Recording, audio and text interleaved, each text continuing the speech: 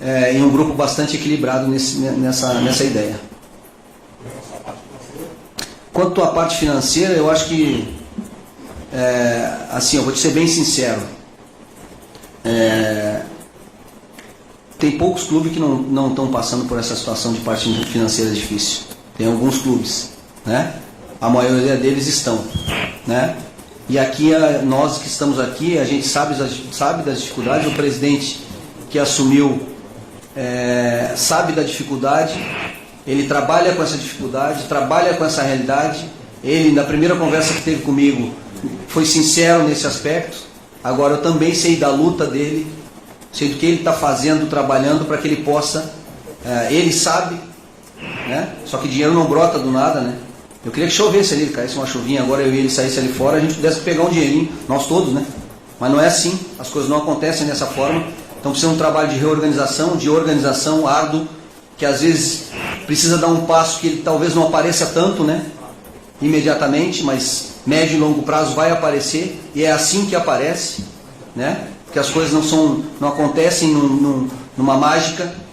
Então, nessa conversa muito sincera do presidente, eu sei de todas as situações, o presidente também, quando assumiu, sabe, mas a gente vai encontrar soluções. A gente vai buscar soluções, porque eu, presidente, Angione, vocês todos que estão aqui, nós acordamos de manhã também com bastante dificuldades, né? A maioria das pessoas, por exemplo, no Brasil, tem dificuldade financeira, né? A diferença é que se tu vai ficar em casa chorando, ou se tu vai levantar, vai em busca de uma oportunidade, mesmo para ganhar menos, para ganhar um pouquinho, mas aquele pouquinho ganhar uma nova oportunidade para ganhar mais. É assim que a gente vai fazer aqui. Pensar para o lado positivo, criar ambiente positivo, criar circunstâncias que possam nos ajudar nesse sentido, e eu tenho absoluta certeza do trabalho do presidente, da direção nesse caminho, para que a gente consiga encontrar soluções, né? Então, eu não tenho nenhuma dúvida quanto a isso. O presidente, em conversa, em trabalho, não só a partir de agora, mas já o que fez, mostra isso, de fato, não só da boca para fora. Então, essa confiança nós todos temos. Em algum momento, se a gente precisar também se abraçar, nós vamos se abraçar. Se tiver que passar por alguma dificuldade, nós vamos. Mas também estamos sendo realistas, o torcedor aqui, frente, né, transparente, que com essa dificuldade, nós temos que estar juntos. Porque quando eu ganho, me abraçar é fácil, né? Quando eu tenho dinheiro, ser meu amigo é fácil. Eu quero amigo na hora da dificuldade. Não é assim que a gente fala? Que o amigo é aquele que está na hora para me dar um abraço na hora da dificuldade? Então, é assim que a gente vai trabalhar, e é assim que eu confio, e o presidente, a direção, a Angione, é assim que nós estamos nesse caminho aqui, para dar um passo do tamanho do momento que a gente pode. O Fluminense é gigante, como história é gigante, é um dos maiores do mundo, mas passa por um momento de dificuldade financeira. Então nós temos que saber essa realidade, conviver com ela, ser criativo, para que a gente busque solução para o time, para o clube, para que a gente possa crescer gradativamente.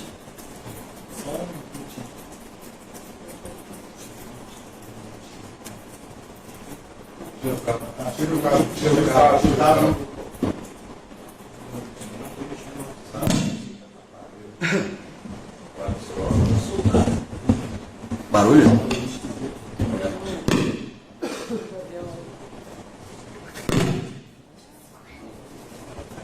Alô?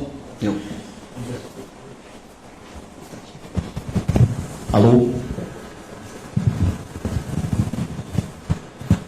Odaí, Sérgio Guimarães, Bem, Sérgio. Rádio Tupi, que bom te ver, cara. Igualmente. Tu tá jovem. Você também. 20 anos passou, tu tá... Me lembro de 90. Me diz o que tu tá comendo, o que tu tá bebendo. Me lembro de desse caminho aí. Me lembro de 99. Pois é. Fazendo o jogo. Eu já tô de cabelo branco. Contra o Dom Pedro. Mas isso aqui é para os caras me respeitarem, entendeu? Gostei da escolha. Parabéns ao presidente, parabéns ao Paulo. Acho que o perfil se encaixa bem. Seja bem-vindo, em nome de toda a imprensa aqui. Muito obrigado. Pela antiguidade, acho que eu posso me dar esse direito. Odaí, a gente sabe que o Fluminense se caracteriza por formar jogadores. E o Fluminense usa muito a base. Sim. Isso já não é no ano passado, há 2 anos. Isso a vida toda. O Fluminense sempre teve esse legado. Queria saber qual é teu projeto, o que o presidente e o Paulo já passaram para ti sobre esse aproveitamento da base e como é que funciona dentro do teu estilo de trabalho essa mescla do jovem que vem da base com os veteranos do time ou aqueles que poderão ainda chegar. Pois não. O Fluminense é uma escola de referência, né, em termos de categoria de base. Eu acho que o clube, o presidente e o Paulo podem depois falar sobre acho que um novo projeto, né, Paulo, presidente, em relação a uma situação de alinhamento, o que vai ajudar e beneficiar também o processo de desenvolvimento e de transição desses meninos, desses jogadores que podem estar no profissional e vão estar, mas já no primeiro momento eu trabalho, e a gente fez um trabalho nesse sentido nas 2 pré-temporadas que fizemos no Internacional, já trazendo bastante meninos das categorias de base para estar presente dentro do grupo, para conhecer, para visualizar. E eu não tenho problema nenhum contra o jogador de base, pelo contrário, para mim depende da idade, a questão é o campo. Se o menino de 16 anos está rendendo, está conseguindo produzir mais dentro das suas oportunidades, certamente ele vai ganhar mais oportunidades para seguir em frente. É assim que eu trabalho e vou seguir da mesma forma e espero contar também, porque a gente comenta quando está fora do Fluminense, pô, como é que apareceu mais um, hein?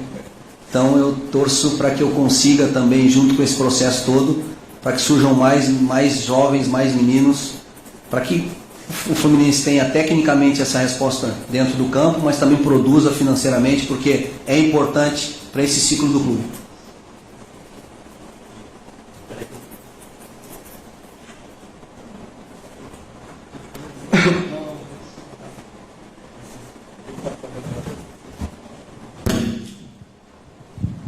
Pode? Odair aqui atrás, Pedro Rangel, do saudaçõestricolores.com. Boa sorte na empreitada, na caminhada, que você traga bastante felicidade à torcida tricolor. Falar um pouquinho sobre o estilo de jogo, esse deve ser abordado muito por questões de estilo de jogo, né? O Marcão deu sequência depois do trabalho do Diniz, o Fluminense acabou se habituando, a torcida se habituou um pouquinho com esse estilo de jogo. Gostaria que você comentasse um pouquinho sobre a sua visão do futebol, seu estilo de jogo, e se as peças que estão no Fluminense hoje, já deve ter trocado uma figurinha com o Marcão lá em Teresópolis, batendo esse papo, se as peças que estão no Fluminense hoje te satisfazem em relação para que você comece a colocar a sua impressão digital no time do Fluminense. Tá bom, boa tarde. Assim, deixa eu falar um pouco a respeito disso. Primeiro que eu não gosto de rótulos, né? No Brasil a gente tem uma vontade de colocar rótulos nas situações, e aí começou agora esse rótulo do modelo de jogo, né? Porque um é ofensivo, outro é defensivo. Às vezes depende muito de cada um, de quem enxerga. Quem está dentro tem uma ideia do processo e uma visualização. Dentro daquilo que nós trabalhamos, porque eu gosto sempre de fatos, né? E dentro daquilo que eu gosto e tenho como ideia de uma equipe bastante equilibrada em organização ofensiva e defensiva. O Fluminense, mesmo no momento difícil que atravessou durante o campeonato, manteve uma personalidade de jogo, e a gente não pode abrir mão disso, potencializar ainda mais isso. Como eu disse anteriormente na primeira pergunta, a respeito de jogadores, claro que partindo dessas definições de jogadores que estão em negociação, em eles ficando, a gente parte de um estágio coletivo, porque ele já tem um entrosamento, você parte coletivamente em termos de organização de um estágio. Se esses jogadores porventura não ficarem, a gente vai buscar outras aquisições, parte de outro estágio, né? E se você pegar, por exemplo, o trabalho no Internacional e buscar todas as estatísticas, não feitas por mim, eu as tenho, mas de empresas que observam o futebol, você vai ver que todas as estatísticas do Internacional, a gente está entre os 4, 5 em todas elas. Eu vou te dar um exemplo. O Fluminense é o primeiro em posse de bola. Nós somos o quarto ou quinto, né? Então essa ideia de posse de bola não está tão distante assim, né? Mas como outras estatísticas, como outras situações observadas dentro de campo de jogo, nós estamos em primeiro, né? Então o meu modelo de jogo, a minha ideia de jogo, ela respeita as características dos jogadores que nós temos à disposição, porque uma coisa é você sonhar com o Messi, não é verdade? Então eu respeito muito e trabalho em cima das características que eu tenho à disposição, que a gente consegue dentro do grupo, para potencializar elas individualmente e dentro do coletivo. Agora eu gosto de uma equipe bastante equilibrada, que ela tem essa construção de jogo, o Fluminense tem essa característica, né? Mas que ela tem uma organização, que ela tem uma função bem estabelecida e que se torne uma equipe que é o sonho de todos nós, é uma equipe bastante equilibrada em todas as fases do jogo. E se você pegar, como eu te disse, você vai ver que a nossa equipe era muito equilibrada em todos os momentos do jogo. E essa é a busca que a gente vai fazer, respeitando e potencializando as individualidades que aqui estejam no grupo. Odair, boa tarde. Aqui, Boa tarde. Débora, Grupo Globo. 2 perguntas. Queria que você falasse sobre o contato com o Marcão. Marcão, que estava treinando o time até o final da temporada, volta a ser auxiliar técnico permanente, com quem você tem um passado, na época de jogador. Como é que foi o contato recente, a conversa? E qual é a sua ambição para essa temporada? O que dá para pensar, para sonhar em termos de resultado que o Fluminense possa apresentar ao longo da temporada? Passou um ano de 2019 lutando contra o rebaixamento no Campeonato Brasileiro. O que dá para aspirar? Qual é a ambição para esse ano? Boa tarde. O Marcão é um amigo, nós tivemos a oportunidade de jogar juntos aqui, em 99, e ele é um ídolo da torcida, fez um bom trabalho nessa parte final do Campeonato Brasileiro e vai estar junto com a gente na comissão técnica, como tem outros membros de comissão técnica aqui com as quais eu já trabalhei, na seleção, no Inter. Eu acho que ainda tem segurança que trabalha aqui desde a época que eu era jogador. Então conheço muita gente, chego aqui não só pelo ambiente de ter jogado, mas também pelas pessoas que estão, já tem uma amizade, um conhecimento, e isso facilita muito. E tenho certeza que não só o Marcão, mas como todos os membros que estão aqui dentro, vamos trabalhar muito para que a gente consiga fazer um ano que represente o nosso torcedor, em todos os sentidos. E o objetivo, você sempre tem que sonhar com o maior, né? Você não pode botar limite já num pensamento, porque ao mesmo tempo que você gasta para pensar para o lado bom e para o lado ruim, é a mesma energia que você gasta. Então o objetivo é sempre, o sonho é sempre o maior. Agora você precisa acordar, né? Porque sonhar você precisa vir para a realidade. Então a nossa realidade é disputar todas as competições e buscar o máximo possível dentro delas. Esse é o nosso trabalho. Não botar limite. Saber da nossa realidade, saber, por exemplo, da situação financeira, por exemplo, que o Fluminense tem como real, né? Saber que outras equipes no futebol brasileiro têm um poder financeiro muito grande em relação ao Fluminense, mas mesmo assim formar um grupo e uma equipe que possa competir com essa diferença. A gente conseguiu isso no Internacional e nós vamos conseguir isso aqui no Fluminense. Odair, tudo bem? Bruno Cortes, Grupo Globo, tudo bem? Tudo bem. Você já está com essa camisa aí com... Não, do Fluminense, né? Não, pensei que era minha, porque não, eu ia elogiar eu gastei todo o meu dinheiro no investimento. Eu até queria abrir aqui porque ela... Então pode abrir, tá bonito. Eu pensei que era minha, não, desculpa.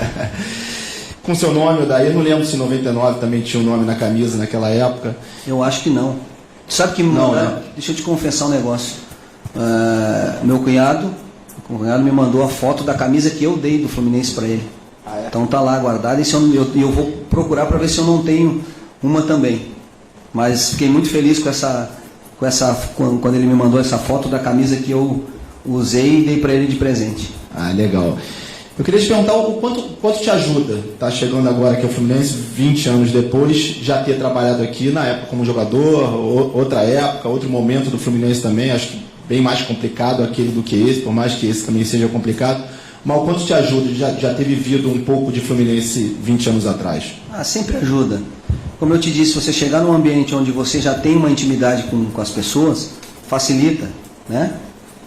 Se você já trabalhou com as pessoas no dia a dia, na hora da derrota, na hora da vitória, na hora das dificuldades, isso cria um relacionamento, e eu tendo isso, já é um adiantamento para conhecer toda a estrutura, grupo de jogadores, né? E as pessoas também me conhecem, né? As pessoas com as quais eu trabalhei também me conhecem. Então isso é um facilitador para que a gente possa dar start aí nessa caminhada, nesse trabalho que a gente vai fazer no próximo ano.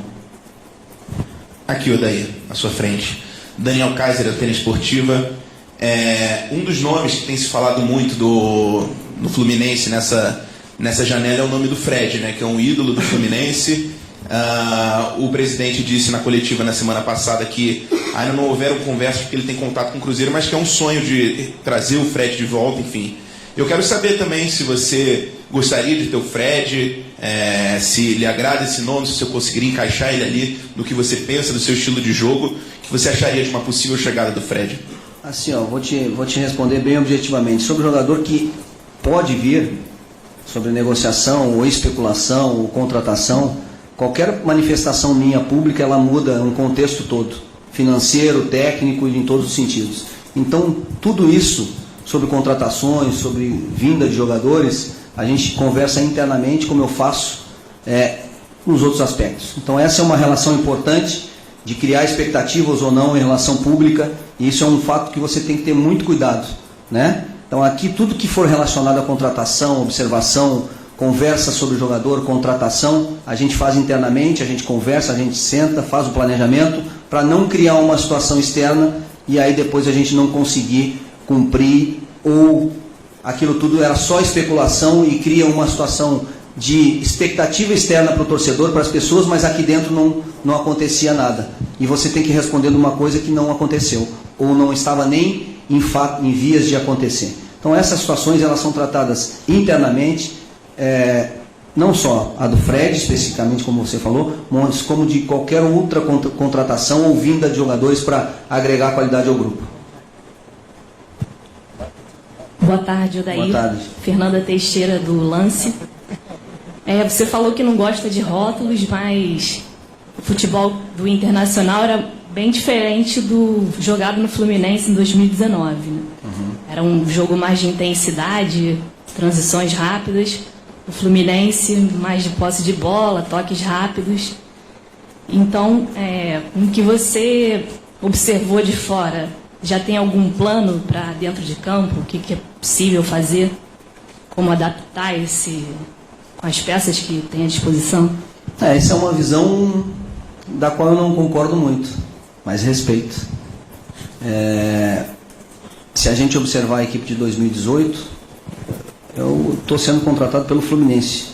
Gostaria de falar mais do Fluminense, mas eu preciso usar fatos para poder até te responder em relação a isso. Mas se você observar a equipe de 2018 do Internacional, realmente era uma equipe de transição. Era uma equipe que buscava a transição ofensiva, por quê? Porque a característica dos seus atacantes eram jogadores de força e velocidade. Então a gente criou um modelo, uma ideia que a gente buscava o espaço como estratégia e atacava essa vulnerabilidade do adversário, e fomos terceiro do Campeonato Brasileiro com 69 pontos, fazendo uma campanha igual às maiores campanhas de pontuação da história dos pontos corridos do Internacional. Então, a equipe de 2018-19, a gente já foi para uma outra ideia, para que a gente pudesse trazer características de jogadores também para a construção. E aí eu vou te passar alguns dados. Se você observar os gols do Internacional, 3 gols foram de contra-ataque, de todos que nós fizemos. Os outros todos foram de construção. Então a nossa ideia, o conceito está lá. Às vezes depende de característica, às vezes depende de estratégia, às vezes você tem que combinar com o adversário, né? Então talvez se pegou 2, 3, 4 jogos que o Internacional não conseguiu atacar ou produzir ofensivamente e se colocou dentro de um contexto de 120 jogos. A ideia, o modelo, como eu disse, aqui é o Fluminense, lá foi o Internacional, é um Internacional que tinha um momento, passava por tais situações, não só fora do campo, mas como dentro de campo, estava vindo da 2ª divisão, estava sem confiança técnica, então você tem que reconstruir também dentro de campo toda essa situação, e a gente conseguiu. Então aquele modelo, para aquele momento, para aqueles jogadores, eu tenho certeza que foi o melhor. Agora, se o passo seguinte fosse buscar outras soluções, com certeza a gente iria buscar. E aqui no Fluminense é outra equipe, são outros jogadores, outra característica. Respeitar, como eu te disse, e foi uma das primeiras coisas que falei, olhando o Fluminense jogar, que ele tinha uma personalidade de jogo, mesmo no momento difícil de disputa para não cair, tinha uma personalidade de jogo de troca de passe.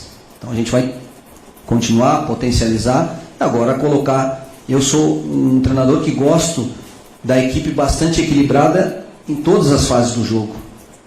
Em algum momento você usa uma estratégia de marcação diferente, um pouco diferente ou não, mas o conceito, a ideia central, você pode ter certeza, visualizando os treinamentos, conversando com os jogadores ou visualizando que a ideia central é essa, ter um time organizado defensivamente, mas que tenha posse, que faça essa construção e que decida qual é o momento dentro do campo de jogo, se vai estrategicamente buscar mais o contra-ataque em velocidade ou se vai trocar esses passes para fazer o gol. Eu acho que o mais importante de tudo, no final das contas, é o gol. E futebol é com e sem bola, né? A gente tem bastante nomenclaturas hoje no atual futebol, mas a essência mesmo é o que o time vai fazer com e sem a bola. Então, sem a bola a gente vai procurar ter uma organização, né, dentro dos nossos conceitos, e com a bola a gente pretende jogar dentro da nossa ideia de jogo, dentro do nosso conceito, dentro daquilo que é as características dos jogadores do Fluminense e que foi a personalidade de jogo que apresentou até agora. Boa tarde, Adair. Aqui. Bem-vindo ao Fluminense. Meu nome é Pedro Arthur, do portal Exclusão Tricolor. Você acabou de dizer que para você o mais importante no fim das contas é o gol, e nos 2 últimos anos o Fluminense tem sofrido com problemas crônicos para fazer gol. Em 2018 terminou o campeonato com vários jogos sem marcar. Esse ano deixou de pontuar várias vezes por não conseguir fazer gols, independente, às vezes tem muitas finalizações, com mudanças táticas e mudanças de nome de jogadores, isso prevaleceu. Gostaria de saber, no seu método de trabalho, como você pretende evitar esse problema para 2020, seja no dia a dia, na metodologia de jogo, independente de qual você escolha, no psicológico dos jogadores. Eu gostaria de saber como você pretende mudar isso. Um treino, bastante treino dentro daquilo que a gente tem como ideia, né? Não abrindo mão de criar, porque para você fazer gol você precisa criar. Eu penso assim, quanto mais oportunidades você criar, mais chances de gols. Continuar dentro dessa perspectiva, agora tentar dar esse equilíbrio defensivo para que até os próprios jogadores de frente, os atacantes, os meias, possam ter essa confiança, né? Porque vai estar organizado, vai estar dentro de uma função estabelecida, de uma equipe equilibrada. Essa é a busca, essa é a ideia desde o primeiro treino. Boa tarde, Daí. Felipe Siqueira, do Globoesporte.com. Como você falou, o Fluminense está tentando manter jogadores que tiveram destaque no ano passado. Já conseguiu se aproximar de acerto com alguns e está tendo dificuldade com outros. Você já conseguiu chegar a conversar com algum jogador, com Alan, com Caio Henrique, por exemplo, para mostrar seu projeto, para tentar convencê-los a ficar nesse ano no Fluminense? E também sobre metas para 2020, o que vocês conversaram? Tentar títulos de Copa Sul-Americana, Copa do Brasil e buscar uma vaga na Libertadores? Quais metas que vocês traçaram aí já? Eu acho que isso é passo a passo. A gente precisa primeiro definir essas situações, definir grupo, a partir daí visualizar, começar os treinamentos. A gente já começa uma competição, se eu não me engano, 7, 8 dias depois de uma apresentação. A gente apresenta dia 8, né, presidente? Joga dia 19, 2 dias de exames médicos, 7 dias depois você estreia no Campeonato Carioca. Então a gente precisa buscar essa evolução, precisa construir essa evolução. Primeiro jogo, 7 dias, 7 treinamentos, depois de 30 dias de férias, né? E há uma exigência no futebol brasileiro de espetáculo, de técnica. Então você não vai, na primeira semana, jogadores vindo com 30 dias de férias, vai ter que existir uma evolução. E essa evolução vai nos mostrar onde a gente pode ir. A gente não pode botar a meta ou o sonho pequenininho. O sonho tem que ser grande. Agora você tem que construir isso no dia a dia e visualizar isso quando você começar a treinar, a ver a equipe em campo, fazendo o primeiro jogo, evoluindo em todos esses aspectos. Entendeu? Sobre a outra? Jogadores, você conversou com algum jogador? Conversei, já aproveito o momento aqui que você me fez essa pergunta para mandar um recado para eles aí, para que eles fiquem com a gente, conversem com o presidente, aceitem a proposta do Fluminense, do presidente, dentro do esforço máximo que o presidente, além talvez daquilo que o Fluminense neste momento possa até, e eu sou testemunha disso, o esforço que o presidente está fazendo para que mantenha, porque foram jogadores importantes, e esses jogadores ficando, como eu disse, a gente parte de um estágio coletivo e de entrosamento. Em esses jogadores não ficando, nós temos que buscar novos jogadores, acertar nessas aquisições dentro de um mercado que você não tem capacidade financeira para ir lá e buscar fazer uma compra de um jogador, uma aquisição de um valor muito alto. Então vai ter que ter criatividade e aí vai ter que buscar esse entrosamento com os outros jogadores. Então eu peço, já aproveito os canais aqui para mandar um recado para eles, Se ele quiser, depois a gente troca um WhatsApp aí, para já acertar, né, presidente? Mas que o presidente, eu quero deixar bem... Pois é, olha aí. Quem sabe a gente já tem uma notícia para vocês aí, para nós. Mas pode ter certeza o torcedor que o presidente, nós estamos fazendo todo o esforço para que isso aconteça. Agora, nós temos um limite, né? O Fluminense tem um limite, mas que eu conto muito com eles. Olha aí, aqui do lado. Aline nas... Peraí, tirou o som. Dela. Eu não mexi. Vê se apagou aí. Acabou a pilha, ou alguém cascou a sua palavra. Pode fazer? Eu prefiro acreditar na primeira hipótese. Que a pilha tenha acabado. O que eu faço, Gílio? Pode fazer. Você demonstrou agora esse certo incômodo assim, com o rótulo dessa coisa de ter um time reativo. A gente de longe via um Inter evoluir, um Inter avançar, até surpreender em 2018, e tinha certa dificuldade de compreender a reação do torcedor ao seu trabalho, até de uma certa implicância com o time indo bem, né? E aí eu queria saber de você está indo para o seu segundo clube, né? Na sua carreira assim, como treinador, é apenas o segundo clube. E já tem esse rótulo de time reativo. Como você se enxerga nesse momento como treinador? Você acha que você vive um processo talvez de amadurecimento por ser apenas o seu segundo clube? Por isso que você rejeita rótulo? Talvez você chegue no Fluminense podendo formar uma equipe, dependendo do que acontecer nas renovações ou não, porque você não teve oportunidade, por exemplo, no Internacional. Não, primeiro que eu não rejeito o rótulo. Eu não concordo com o rótulo. Entendeu? E eu tenho muito cuidado para rotular as coisas e as pessoas. Que a gente às vezes dá uma definição da qual ela não é a verdadeira. E quem está vivendo o processo internamente sabe, e quem viveu sabe, né? Então, e outra, eu respeito as diferenças, as críticas, as observações contrárias, mas eu não concordo com o que as pessoas falavam a respeito do time do Internacional, né? Não vou transformar 2, 3, 4 jogos numa situação estabelecida de 120 jogos. Mas eu respeito. E eu sempre respeitei as críticas. É o meu segundo trabalho e eu vou procurar e vou estar melhor no meu 15º, no meu 13º, vou buscar isso. No meu segundo eu vou estar melhor que no meu primeiro, no terceiro eu vou buscar ser melhor que o meu segundo. Né? Mas eu tenho convivência, por exemplo, de vestiário, antes de assumir o Internacional, de 6 anos como auxiliar técnico, passando por seleção brasileira e trabalhando com 14 treinadores que eram os 14 treinadores que eram da seleção, passaram no Internacional. Então tudo isso fez com que eu constituísse essa experiência para receber a primeira oportunidade.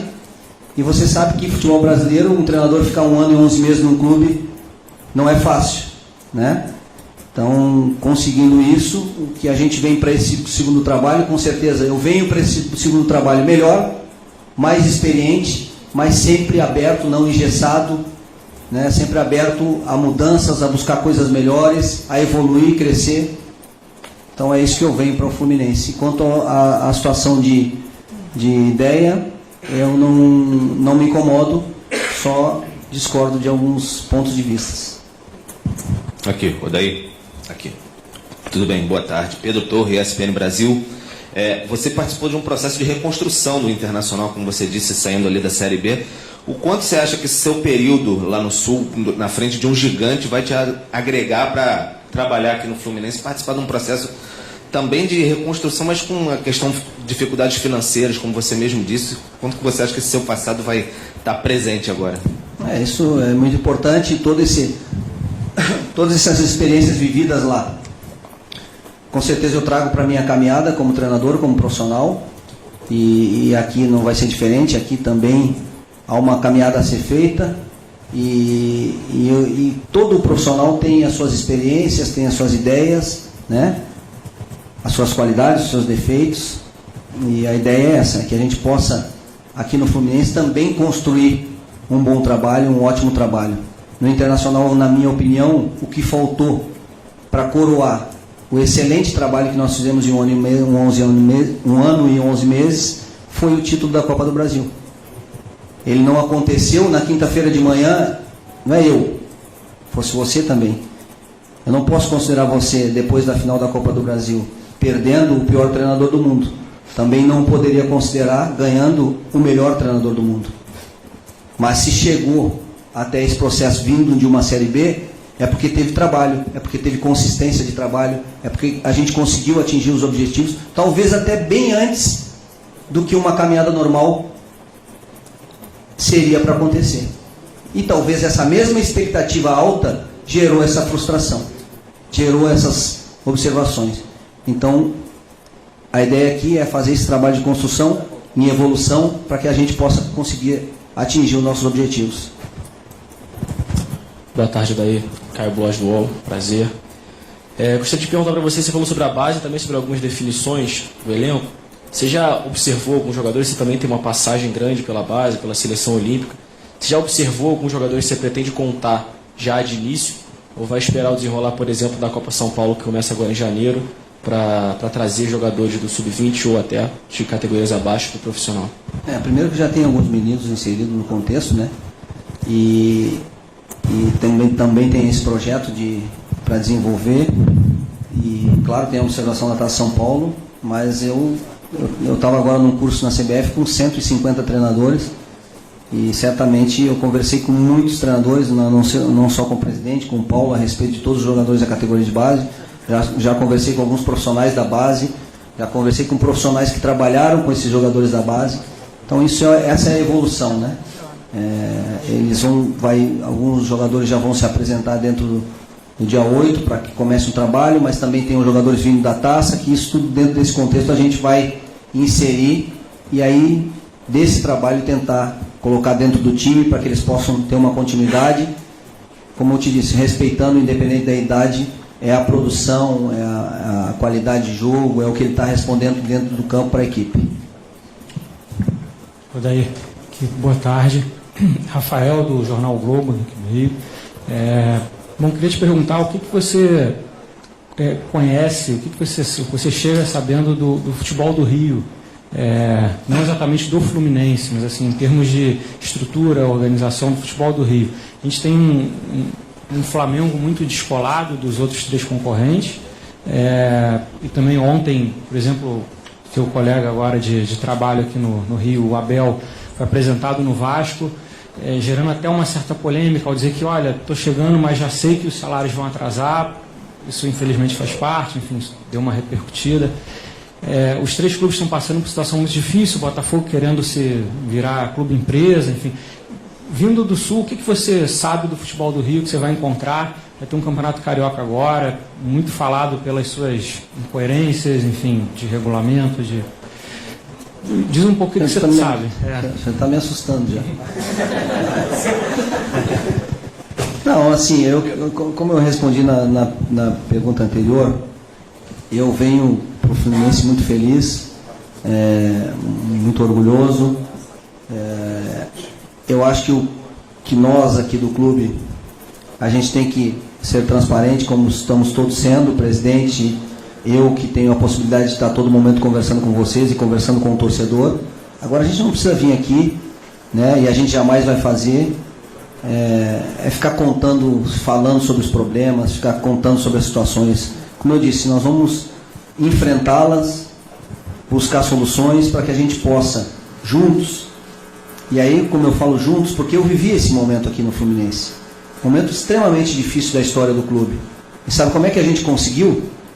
A gente não ficou falando nem para fora, nem para dentro, porque isso, chorando, contando história. Não, aqui a gente está sendo muito honesto e transparente com o torcedor, mas a gente vai aqui dentro trabalhar para a gente evoluir, crescer como o presidente está fazendo desde quando assumiu, melhorar a situação de estrutura, gradativamente dentro das condições, melhorar a situação financeira, né? É isso que a gente vai fazer.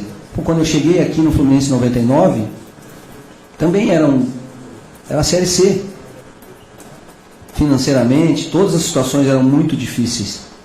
E naquele momento que sentou, o que as pessoas que estavam aqui fizeram foi o seguinte: elas não mentiram uma para as outras, nem a direção para a comissão, nem a direção para jogadores. Elas foram lá e disseram, por exemplo, cara, eu posso te pagar 2. Eu poderia te oferecer 5, mas eu posso te pagar 2, e 2 eu te pago. Sabe? Aquela coisa da situação. Nós temos que dar o passo de acordo com o momento e a importância do todo, não só do presidente, não só minha, não só do Angione, não só da direção, não só da comissão técnica dos jogadores, mas do contexto todo. É assim que a gente vai construir uma situação diferente, positiva, para cima, passo a passo, degrau em degrau. É assim, não existe mágica. Não tem uma varinha mágica, não tem uma pessoa que vai vir aqui e vai fazer e vai mudar tudo de uma hora para outra. São crescimentos. Eu costumo fazer uma comparação seguinte: não se começa uma casa pelo telhado. Você começa uma casa forte lá pelo alicerce. Vai montando uma janela, vai montando a parede. Mas muita gente vai chegar aqui, muitas pessoas vão chegar aqui que não estão dentro do processo, vão dizer, pô, mas só uma parede? Sim, mas para que eu possa botar o telhado, eu preciso fazer a parede. Para que eu possa botar a parede, eu preciso ter uma sustentação. Senão não vai. Senão a coisa fica oca, não tem consistência. E eu vim para cá com esse propósito. Porque as pessoas que estão aqui estão com esse propósito. Entendeu? Então é dessa forma. E nós contamos com o torcedor. E o torcedor do Fluminense, como eu já vivi, naquele momento lotava o Maracanã para jogar contra o Dom Pedro. Até por sinal fui eu que fiz o gol. Entendeu? Foi um dos poucos gols que eu fiz na carreira, que o Roger brinca comigo que eu não fazia gol. Eu disse para ele que eu só faço gol importante. Entendeu? Então, lotava o Maracanã naquele momento, a torcida sempre vai ajudar. E a torcida e o torcedor, que é o apaixonado, ele precisa identificar em mim, precisa identificar na direção, no presidente, nos jogadores que estão aqui, que a gente está aqui, a fim de estar aqui, de fazer um trabalho, de representar eles dentro do campo. Que nós vamos perder, mas vamos perder, sabe, que o torcedor enxergue até mesmo na derrota uma equipe que está o representando, lutando, tentando buscar a vitória. Porque mesmo o time campeão brasileiro perde 10 vezes, 8. Flamengo agora, que nesse ano perdeu menos. Mas se você pegar a média dos times campeões brasileiros, é de 7, 8 a 10 derrotas no campeonato de 38 rodadas. Então, para você ganhar, você também perde. Então, esse conjunto, e essa força, e essa unidade é que nós temos que ter. É que o clube, com essa grandeza, precisa ter, aí vai subir de degrau em degrau, e aí vai ser consistente, entendeu? Porque, como eu disse lá no início, o Fluminense é gigante. Está passando por um momento de situação financeira que prejudica, que cria mais dificuldades. Mas eu tenho certeza e a convicção que a gente vai encontrar boas soluções para subir de degrau em degrau. Daí, queria que você falasse um pouco, meu nome é Joel Silva, do Diário Lance, queria que você falasse um pouco sobre o seu trabalho fora de campo, extracampo. Me lembro que quando você foi demitido do Internacional, os jogadores tiveram uma reunião com a diretoria para tentar convencer do contrário, até que conversaram com você também, pelo menos foi o que foi noticiado na época. E aqui no Fluminense a gente viu uma coisa parecida com isso na época da demissão do Fernando Diniz, e todos os jogadores disseram que é porque era um treinador que olhava muito o lado humano, o aspecto humano, de crescimento pessoal para se tornar um grande jogador. Queria que você falasse sobre justamente isso, como é que é o seu trato com os jogadores, é o estilo paizão, é o estilo coronel, é o estilo professor, como é que você se diria do seu estilo junto ao seu elenco? Primeiro, mais um rótulo, né? O paizão, o boleirão, o estudioso, o ofensivo, o defensivo. Como a gente gosta aqui no Brasil, né? De buscar essas situações. Eu estou só fazendo uma observação. E o meu estilo é o seguinte: eu sou um cara que, por chamar as pessoas de papito, e esse apelido ficou, porque eu observei, visualizei uma vez um filme, o cara, todo mundo tinha casa, tinha dinheiro, tinha tudo, era uma tristeza danada, era um aborrecido. Chegava do lado, tu pegava até uma doença, porque a pessoa tinha uma depressão, tinha tudo. O mais feliz era o que não tinha nada. É que chegava todo dia de manhã, papito, bom dia, boa tarde, boa noite. E eu, por consequência disso, comecei a chamar as pessoas de papito, lá no meu dia a dia no clube. Aí me fizeram uma pergunta: tá, mas no profissional, agora que você vai assumir o Inter, e se os jogadores te chamar de papito?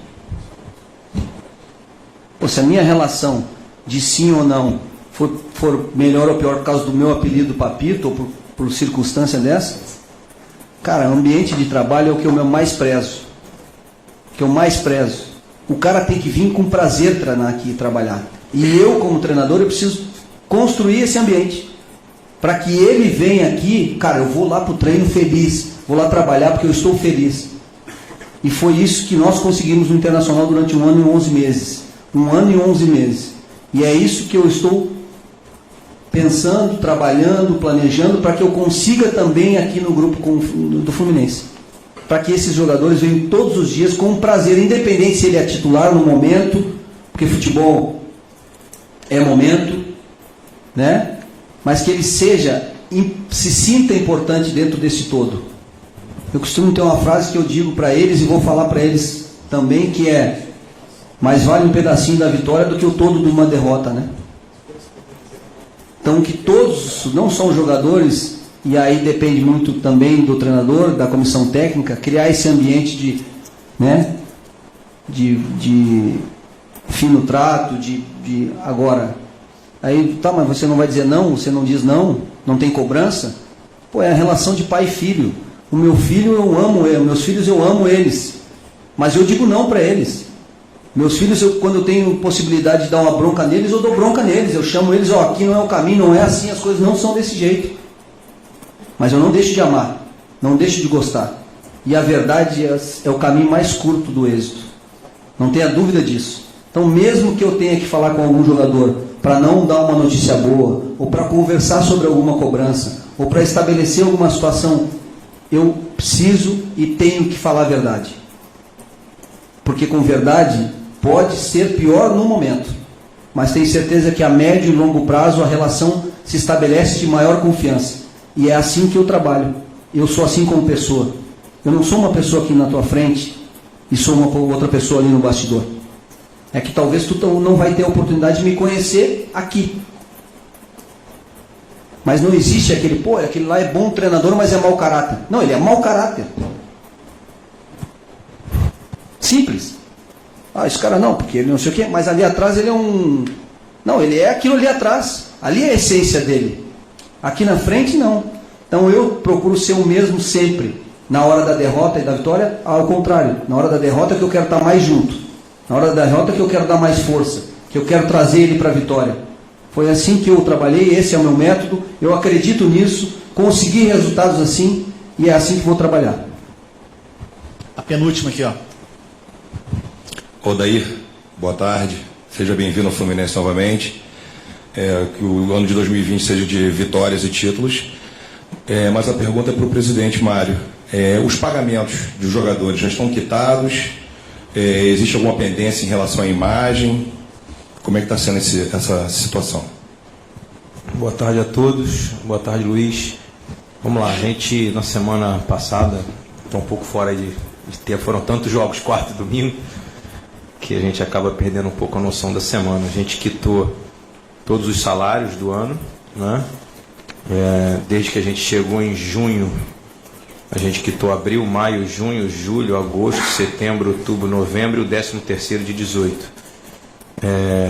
E eu acho que um de vocês deu uma notícia na semana passada que a gente estava iniciando o pagamento das imagens e a gente já iniciou esses pagamentos. Enfim, como eu disse a vocês, por serem pessoas jurídicas, né, os jogadores têm que emitir as notas, estão sendo emitidas, a gente deve quitar aí até segunda ou terça-feira todas as imagens atrasadas que estavam até outubro.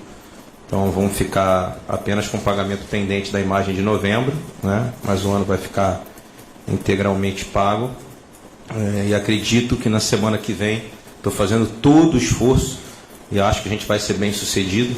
Essa é uma notícia de primeira mão. A gente consiga pagar também a primeira parcela do 13º salário deste ano, para que as pessoas já possam passar o Natal com 50% do 13º, como determina a legislação. É isso, sim. A gente está terminando 2019 praticamente em dia, né? Foram mais de 10 salários pagos em 6 meses de trabalho.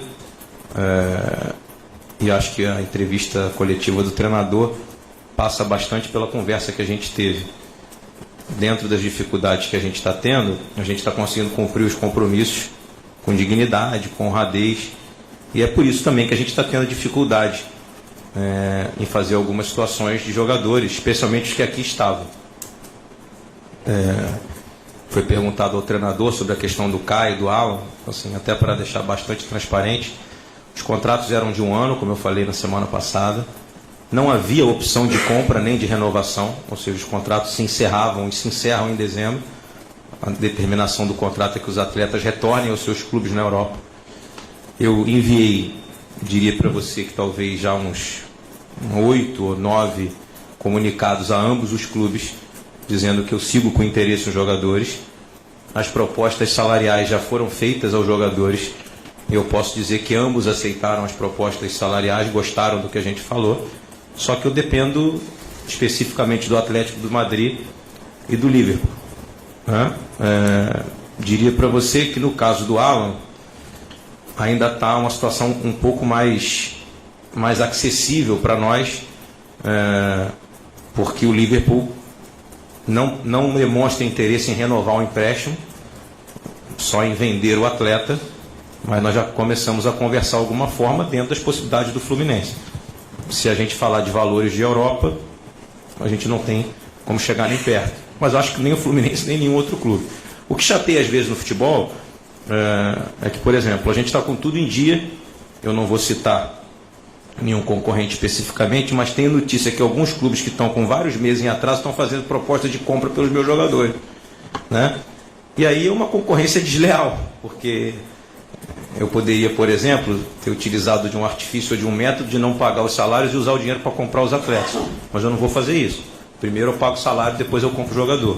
A operação do Nino, que eu ouvi algumas críticas absurdas em uns devaneios aí nas redes sociais, de que a gente teria comprado o Nino, uma situação nada além do que um valor que o Corinthians ainda deve ao Fluminense pela compra do Sornosa, e que a gente optou em fazer a aquisição no jogador com dinheiro que não estava no nosso caixa e que a gente só receberia no meio do ano que vem, e o Corinthians vai pagar parcelado ao Criciúma lá na frente. É a única aquisição que a gente fez sem tirar uma moeda do nosso cofre, porque a gente optou em pagar o salário das pessoas. Então, assim, com relação ao Caio, o Deco é o representante dele, todos vocês sabem, tem mantido conversas comigo diárias. Quando eu falei para vocês aqui, é verdade, eu estava conversando com o Caio Henrique no WhatsApp, ele dizendo: presidente, cheguei ao Brasil, continuo na luta para permanecer aí, só que ele também tem vínculo com o Atlético de Madrid, e até o momento o que nos foi informado é que o Atlético de Madrid recebeu uma proposta de Europa pelo jogador, posso dizer o valor a vocês, 12 milhões de euros, e eu não tenho como concorrer em hipótese alguma. Se houver alguma possibilidade de uma proposta a nível Brasil, como por exemplo a gente comprar parte do jogador e a outra parte ficar lá, o jogador performar aqui, ou se eles quiserem, porque na primeira conversa era uma renovação do empréstimo com um valor até alto para o Fluminense, mas em razão da capacidade do jogador e da vontade que nós temos de tê-lo aqui, do carinho que nós temos por ele, eu disse a ele que eu ia me esforçar ao máximo para tentar pagar esse empréstimo para que ele ficasse aqui mais um ano. Essas são as nossas situações. O Gilberto está, diria para você, 95%, só falta trocar documento. A gente conseguiu fazer, não vou citar valores, mas eu diria para vocês que a gente tinha uma opção de compra num valor altíssimo. Conseguimos adquirir 50% do jogador por bem menos do que 10% da opção de compra, então foi um valor bem pequeno, né? Estamos ainda negociando tempo de contrato, talvez fique entre 2 ou 2 anos e meio, não vai exceder a isso. O Nino já ficou, o Digão, nós temos uma proposta para ele, para que ele venha para o Fluminense em definitivo, mas isso que saiu essa semana na imprensa aí não faz parte dos nossos planos. Ele está negociando a possibilidade de vir para cá em definitivo, o Cruzeiro também ficar com um pedaço. A mesma situação do Yuri, está vindo gratuitamente, o Fluminense não tinha nada dele, está adquirindo ainda em negociações entre 40% e 50% do jogador sem botar R$1, o jogador viria para cá em definitivo, o Santos e o Audax ficariam com um pedaço do atleta que é deles. O Evanilson a gente está caminhando bem, mas também naquela situação que vocês sabem que eu falei na semana passada, o jogador hoje, o Fluminense não tem mais nada a fazer a não ser ouvir a proposta do jogador e do seu representante, porque o contrato dele se encerra em fevereiro e ele não quis fazer a renovação antes de o contrato acabar e de acabar o ano. E é isso, assim, os outros jogadores já têm vínculo aqui, são jogadores que a gente está lutando incessantemente para manter, mas assim, sem fazer escolhas que prejudiquem outras pessoas, como, por exemplo, optar por não pagar salário para fazer aquisição de jogador. Aí, vou usar as palavras do Odair, né? A gente está construindo a casa pelo telhado. E acho que um dos nossos propósitos aqui é reconstruir a instituição sem deixar de ter competitividade, sem deixar de ter um bom time. Eu estou garantindo a você que nós vamos ter um excelente time. Nós estamos trabalhando, o Paulo está fazendo um trabalho, ficou com o Odair ontem até tarde, no planejamento, ele, o Odair e o Ricardo, que é o nosso chefe scout, que esse ano, né, o Paulo, já falei isso na semana passada, agora falo na presença dele, achou jogadores como o Alan e como o Caio Henrique, como o Yuri, como o Nino, sem um centavo. É isso que nós estamos fazendo de novo, o trabalho que o Paulo está desenvolvendo é esse. E eu tenho certeza que vamos ter um time competitivo, não tenho a menor dúvida. Mas dentro da nossa realidade, e acho que a gente vai fazer um grande ano de 2020. E vou continuar. O que eu disse aos dois jogadores, e o Odair, sem combinar nada, falou aqui para eles publicamente, é que nós vamos lutar até a morte para ficar com eles. Mas dentro das possibilidades que a gente tem. É isso. E essa vai ser a característica do nosso time. Boa tarde, Odair. Boa tarde, com todas as dificuldades, mas nós vamos lutar até a morte para a gente conseguir a vitória e conseguir os objetivos. Pode ter certeza. Boa tarde, Odair. Boa tarde, Mário. Davi aqui dos canais. Só um minutinho, Davi. A última pergunta geral é porque eu queria que o Paulo falasse um pouco sobre, o Odair citou isso na coletiva, sobre o Sub-23, sobre o projeto Sub-23, que faz parte do nosso planejamento, e o Paulo está sendo o grande idealizador não só desse projeto Fluminense, como futebol brasileiro. Gostaria muito que ele falasse sobre isso. Boa tarde, Odair. Davi aqui dos canais Fox Sports. Gostaria de saber agora, o Inter dispensou diversos jogadores que foram titulares com você lá. Gostaria de saber se você conta com algum deles, já indicou o presidente, enfim, isso. Não, até agora não indiquei ninguém. E pro seu Paulo falar.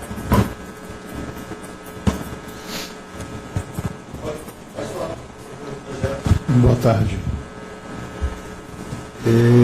Na realidade, a finalidade de falar alguma coisa sobre a equipe que eu prefiro chamar de aspirante, né? É, na realidade, de olhar um pouco para o futebol futuro. Eu acho que um dos grandes problemas do futebol brasileiro é exatamente a transição do futebol brasileiro, que está muito ruim há muitos anos. A maior resposta que eu posso dar para isso, que eu estou afirmando, é exatamente a quantidade de jogadores de fora do Brasil que hoje estão dentro do mercado brasileiro. Esses jogadores só chegam ao Brasil porque há uma escassez de jogador no futebol brasileiro em virtude da maturação muito precoce que está se fazendo dos jogadores de base. Está se maturando jogador com 18 anos de idade. Quando o jogador que chega com 19, 20 anos, eu vou dar um exemplo aqui no Fluminense. O Fluminense, ano que vem, vai trabalhar com o jogador do ano 2001. Nós temos 13 jogadores nascidos em 99 e 2000, que teoricamente não teriam nenhum espaço na equipe profissional. E ficariam à mercê de um mercado que não daria nenhuma condição para eles poderem crescer, ou seja, continuar desenvolvendo aquilo que o Fluminense sempre acreditou, que o que tem menos tempo, provavelmente, desses 99, 2000 no clube, tem aproximadamente 3 anos. Então a grande quantidade está dentro do clube há mais de 5 anos, e chega nesse período de idade, 19, 20 anos, eles ficam sem nenhum espaço. Isso geralmente em todos os clubes no Brasil. Tem alguns clubes que já estão há algum tempo fazendo esse trabalho. Um deles é o próprio Internacional, que já veio fazendo esse trabalho há muito tempo. O Bahia já veio fazendo esse trabalho há muito tempo, que eu lá estive em 2011 e criamos esse modelo lá no Bahia. E por acaso a grande maioria dos clubes não fazem isso. E o mercado hoje tem uma escassez absurda. Você procura um lateral esquerdo e de repente você olha o mercado, você tem que buscar no Equador. Aí você olha um atacante, você tem que buscar no Uruguai, porque aqui não tem jogador. Não tem exatamente por isso, porque estão maturando muito cedo. Então a gente entendeu isso, o Mário entendeu isso, e nós estamos tentando, junto aos nossos colegas de trabalho de outros clubes, fomentar isso. Estivemos já algumas vezes com o Manuel Flores na CBF, é uma competição que ele gosta.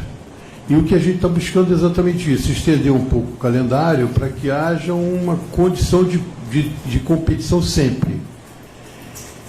E o ideal para mim, assim, aí eu vou colocar uma outra conclusão que eu tenho do futebol. A primeira vez que eu estive com o Odair, eu comentei com ele sobre isso. Eu gostaria muito que ele trabalhasse só com 22 jogadores. E não com 30, 32, 28, porque eu acho, por mais que ele seja um craque na relação humana, por mais que ele seja um cara vencedor nessa convivência, e o faz muito bem, porque ele conseguiu, talvez tenha sido ele o único que tenha conseguido criar uma fidelização boa com os jogadores do Inter, né? Ele talvez tenha sido o único que tenha conseguido, na história de 5 anos, 7 anos para cá, talvez tenha sido ele o único que tenha conseguido isso. Então ele é um craque. Mas é muito difícil, porque hoje antigamente se relacionava 16, haviam jogadores descontentes. Você hoje relaciona 23 em alguns momentos e 22 a maioria dos jogos. O que fica fora é só problema. É só problema. Então o que a gente está querendo e eu vou buscar informações na Europa, tem clube europeu de ponta que trabalha com 19 jogadores só, da equipe profissional, e aproveita a equipe B, lógico. E quando eu conversei com ele, o primeiro contato que eu tive com ele, eu falei exatamente sobre isso, que é o que eu penso. Fica melhor para você administrar, você melhora o rendimento de expectativa do jogador que você cria na base, dando a ele competição e trabalhando concomitantemente com a equipe profissional sob a orientação do treinador, que no caso aqui é o Odair. Quer dizer, a pessoa que vai trabalhar nesse grupo vai trabalhar sob a orientação dele, trabalhando concomitantemente. E teve um problema aqui, ele chama o jogador imediatamente que está do outro lado, e ninguém está descontente, porque está todo mundo se divertindo, porque a diversão deles é jogar. Então essa é a ideia, a gente está lutando, a CBF está nos ajudando, as equipes grandes do futebol brasileiro já entenderam isso de forma muito legal, e eu acredito que a gente consiga realizar. E assim o Odair vai ter um pouco mais de facilidade de trabalhar com o jovem, porque ele gosta de trabalhar com o jovem, que também é uma das grandes formações dele. Ele começou na base, trabalhando na base durante muito tempo, e ele gosta de trabalhar com os jovens, já deu essa demonstração para nós, e nós vamos lá implementando isso. Hoje nós temos 12 jogadores dessa idade de 19, 20 anos, que estarão aqui nesse grupo, e 3 outros jogadores, que são jogadores que já ultrapassaram etapas, vão estar também nesse grupo. Então a gente já tem 15 jogadores nesse grupo, e provavelmente vamos incrementar outros, que pela visão do nosso chefe de scout, o Ricardo, ele já está monitorando o futebol brasileiro para pegar outros jovens para incrementar nesse grupo, e a gente fazer um grupo de 25 jogadores. É essa a ideia, e espero que a gente consiga ter sucesso na prática.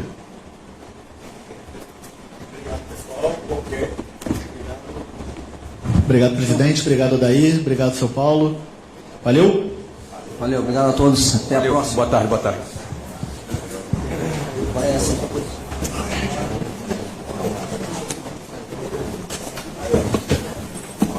Quem ficou sem material?